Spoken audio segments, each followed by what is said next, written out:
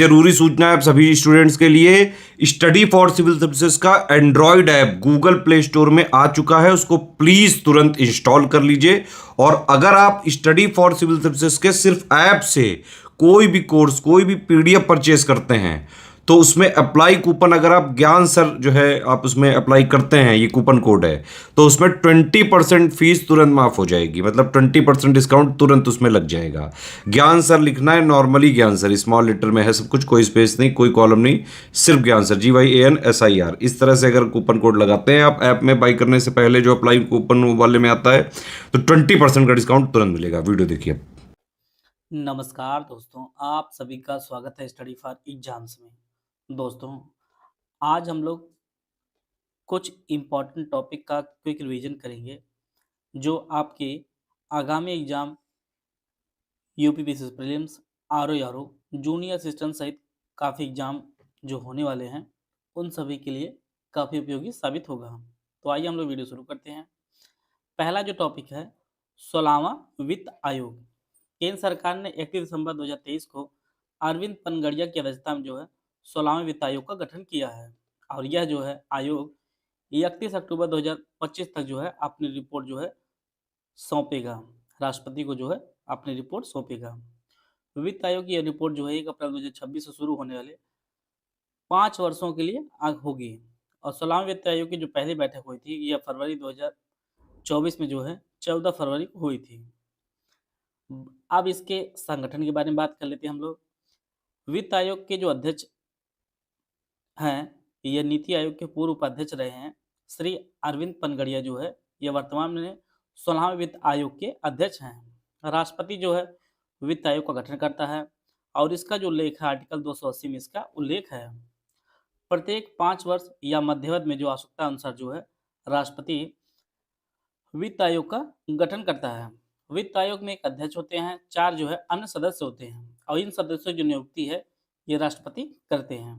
इसका जो कार्य होता है ये केंद्र और राज्यों के बीच शुद्ध आय वितरण और राज्यों के बीच उसका आवंटन करना होता है, इसका प्रमुख कार्य होता है।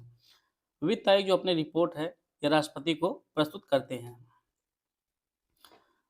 और राष्ट्रपति जो है संसद के सम्मुख जो है उस रिपोर्ट को प्रस्तुत कराता है। प्रथम वित्त आयोग का जो गठन किया गया था वह 1951 में किया गया था और इसकी अध्यक्षता जो है केसी नियोगी ने की थी। केसी नियोगी जो है प्रथम वित्त आयोग के अध्यक्ष रहे हैं।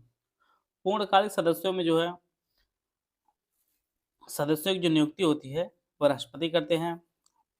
जो वर्तमान में सदस्य हैं अजय नारायण झा हैं, श्रीमती एनी जॉर्ज मैथ्यू हैं, मनोज पांडा हैं, सौम्य कांत घोष हैं जो एसबीआई के समूह के मुख्य आर्थिक सलाहकार भी हैं और वित्त आयोग के जो सचिव हैं ये ऋतिक रंजनम पांडे जी अभी हाल ही में चुने गए हैं। इस प्रकार जो है वित्त आयोग संबंधित जो भी इंपॉर्टेंट फैक्ट थे उनको हम लोग कवर कर लिए हैं।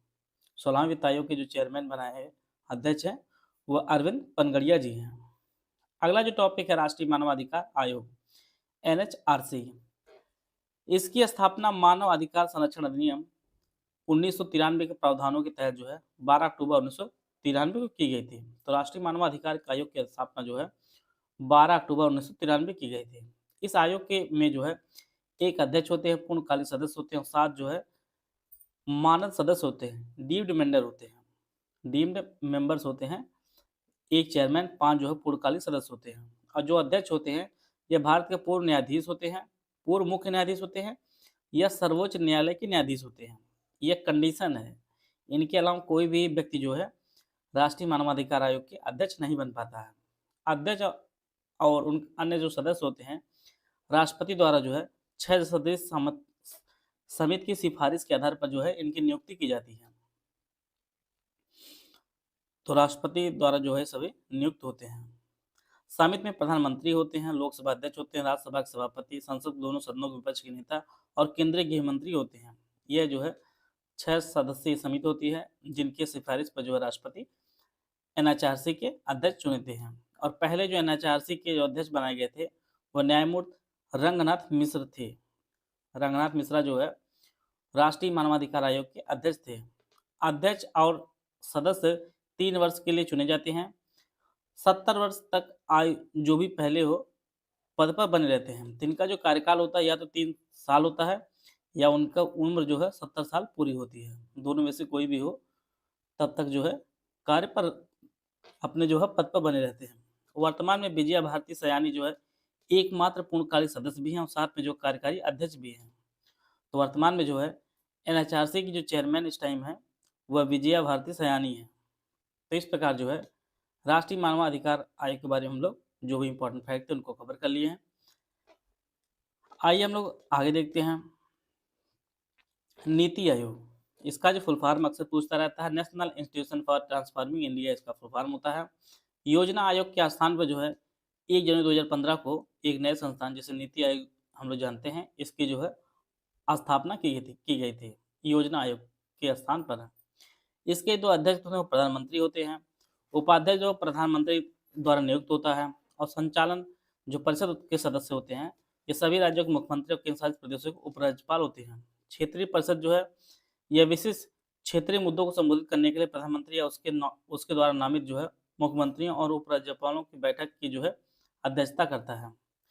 तदर्थ सदस्यता अग्रणी अनुसंधान संस्थानों से जो बारी बारी 2 पदेन सदस्य होते हैं। पदेन सदस्यता प्रधानमंत्री द्वारा नामित केंद्रीय मंत्रिपरिषद के अधिकतम जो है 4 सदस्य होते हैं। इसके मुख्य कार्यकारी अधिकारी जिसे हम लोग सीईओ जानते हैं, भारत सरकार का सचिव जिसे प्रधानमंत्री द्वारा एक निश्चित कार्यकाल के लिए जो है नियुक्त किया जाता है। आइए हम लोग देखते हैं नीति आयोग के पहले नीति आयोग क्या क्या करता है। यह जो है सतत विकास सूचकांक एसडीजी इंडिया इंडेक्स जो जारी करता है, अटल इनोवेशन मिशन में अपना योगदान देता है, आकांक्षी जिला कार्यक्रम शुरू किया है नीति आयोग ने, स्वास्थ्य सूचकांक जारी करता है। इसके अलावा भारत नवाचार सूचकांक भी जारी करता है, साथ में जो है सुशासन सूचकांक, ये सभी जो है सूचकांक जारी करता है नीति आयोग। वर्तमान नीति आयोग के पदाधिकारी जो हैं वह प्रधानमंत्री नरेंद्र मोदी जो इसके अध्यक्ष हैं, सुमन के बेरी जो है नीति आयोग के उपाध्यक्ष हैं और बीवी आर सुब्रमण्यम जो है यह नीति आयोग के सीईओ हैं। सीईओ ये जो है नीति आयोग के सीईओ हैं जिसे हम लोग मुख्य कार्यकारी अधिकारी के नाम से जानते हैं। यूपी ट्रिपल जूनियर असिस्टेंट जो 2702 पोस्ट पर वैकेंसी निकाली गई है इसके लिए हमारा कोर्स शुरू किया गया है जिसमें आपको कंप्लीट पीडीएफ नोट दी जाएंगे, रिकॉर्डेड क्लासेस दी जाएंगी, 20 फुल एंड टेस्ट सीरीज दी जाएगी जिसे आप अनलिमिटेड अटेंड कर सकते हैं। इसकी जो फीस है 199 फीस है, 999 जो है फीस है, जिसमें आप ज्ञान सर कोड यूज करेंगे आप तो 20% आपको डिस्काउंट मिलेगा। तो आपको जो पे करना होगा वो 799 रुपये आपको पे करने होगा। तो आप जो है इस कोर्स को परचेज करके जो है अपनी तैयारी को और बेहतर कर सकते हैं। इसे जो है आप ज्ञान सर एजुकेशन ऐप पर इसे परचेज कर सकते हैं जिसका लिंक जो है इसी वीडियो कमेंट बॉक्स में पिन कर दिया गया है। तो नीति आयोग संबंधित सभी इंपॉर्टेंट फैक्ट हम लोग कवर कर लिए हैं। अगला जो आपका संघीय सहयोग संगठन या सीओ, इसकी जो स्थापना है 2001 में जो है संघाई 5 के विस्तार के बाद जो है यह अस्तित्व में आया था। बात करते हैं इसके सदस्यों की तो वर्तमान में विश्व के जो है 10 देश इसके सदस्य हैं जिनमें कजाकिस्तान, चीन, किर्गिस्तान, रूस, ताजिकिस्तान, उज्बेकिस्तान, भारत, पाकिस्तान। 9वां जो सदस्य बना था आपका ईरान बना था और 10वां भी हाल ही में सदस्य बना इसका वह आपका बेलारूस बना। तो वर्तमान में जो है संघाई सहयोग संगठन टोटल जो है 10 सदस्य देश है और इसकी जो आधिकारिक भाषा एक आपकी रूसी, दूसरी आपकी चीनी है। भारत और पाकिस्तान जो 2017 में जो है संघाई सहयोग संगठन के सदस्य बने थे और इसका जो मुख्यालय है ये बीजिंग चीन में जो है संघाई सहयोग संगठन का मुख्यालय है। आप लोग इसको बेलारूस को 10वां और 9वां जो आपका ईरान इसको दोनों नोट कर लीजिएगा क्योंकि नवीनतम सदस्य बने हैं तो परीक्षा में पूछा जा सकता है। दक्षिण एशियाई क्षेत्रीय सहयोग संगठन जिसे हम लोग शार्ट में सार्क नाम जानते हैं, इसकी जो स्थापना 8 दिसंबर 1985 को ढाका में सार्क चार्टर पर हस्ताक्षर के साथ हुई थी। तो इसकी जो स्थापना 8 दिसंबर 1985 को हुई थी। इसका जो मुख्यालय है और सचिवालय नेपाल काठमांडू में इसका मुख्यालय है। सार्क के जो कुल 8 सदस्य हैं इसमें आपका अफगानिस्तान है, अफगानिस्तान, बांग्लादेश, भूटान, भारत, मालदीव, नेपाल, पाकिस्तान और श्रीलंका। तो यह जो टोटल जो है 8 सदस्यों का समूह है सार्क। आपका सार्क जो है 8 सदस्यों का एक समूह है। अगला आपका ब्रिक्स है। ब्रिक्स में जो है अभी हाल ही में जो है 5 सदस्य चुने गए हैं। इन सदस्य देशों को नाम आप लोग ज़रूर नोट कर लीजिए। मिस्र, इथियोपिया, ईरान, सऊदी अरब और संयुक्त अरब अमीरात। यह जो है 5 सदस्य अभी हाल ही में चुने गए हैं। और ब्रिक्स में जो सदस्यों की जो कुल संख्या हो गई है अब टोटल 10 हो गई है। सबसे इम्पोर्टेंट चीज़ अब आपकी परीक्षा के लिए जो होता है, अर्जेंटीना ने जो है ब्रिक्स में शामिल होने की से जो है अपनी जो घोषणा थी उसने वापस कर लिया है। तो अर्जेंटीना भी प्रश्न कई बार परीक्षा में पूछा गया है, कौन सा ऐसा देश है जिसने अपनी जो सदस्यता है वो वापस ले ली है, जो बनने का प्रस्ताव था वो वापस ले लिया है। तो ये आपका अर्जेंटीना है। बाकी जो है आपका मिस्र, इथियोपिया, ईरान, सऊदी अरब और संयुक्त अरब अमीरात ने जो है पूर्ण सदस्य बन चुके हैं। तो टोटल जो है ब्रिक्स में 10 सदस्य देश हो गए हैं। इसमें ब्राज़ील है, रूस है, भारत है, चीन है और इसके बाद आपका दक्षिण अफ्रीका है।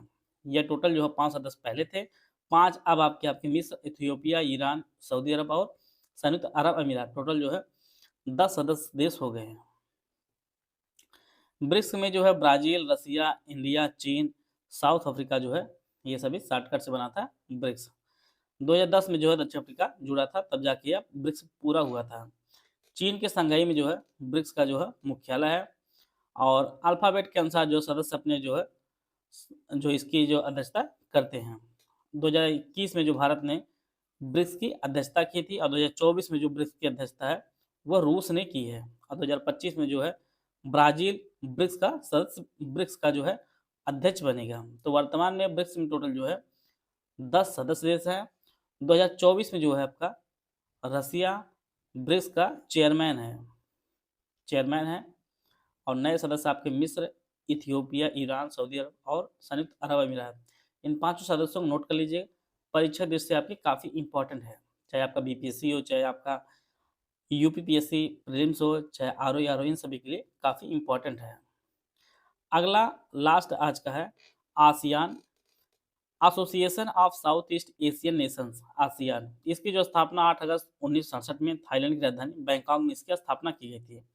इसके सदस्य देश कौन-कौन से? Brunei, Cambodia, Indonesia, Laos, Malaysia, Myanmar, Philippines, Singapore, Thailand और वियतनाम जो है इसके 10 सदस्य देश हैं।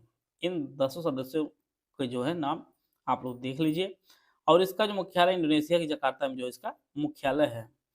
तो इस प्रकार जो है कुछ संस्थान थे जिनसे आपकी परीक्षा में प्रश्न बन सकते थे, उन सभी को हम लोग कवर कर लिए हैं। आशा है आप सभी को बहुत कुछ जानने को मिला होगा। मिलते हैं नेक्स्ट वीडियो में, तब तक जय हिंद, जय भारत।